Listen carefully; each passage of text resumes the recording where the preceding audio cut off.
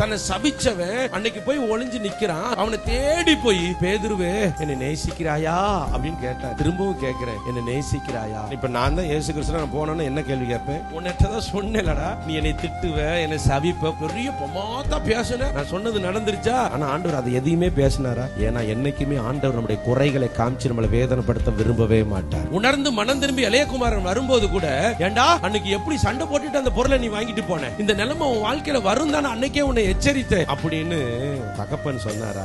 நீ வந்துட்டல, அது போதும். அல்லேலூயா.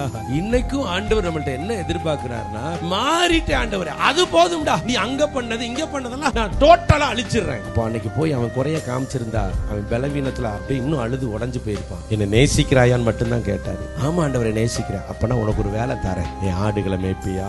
நம்பிக்கையே இல்ல. இவன் தான் தன்னை குறை சொன்னவன், அவன் மேல போய் ஒரு பெரிய வேலையை கொடுக்கிறாருன்னா அவர் எவ்வளவுக்கு நம்மளை நம்புறாரு பாருங்க.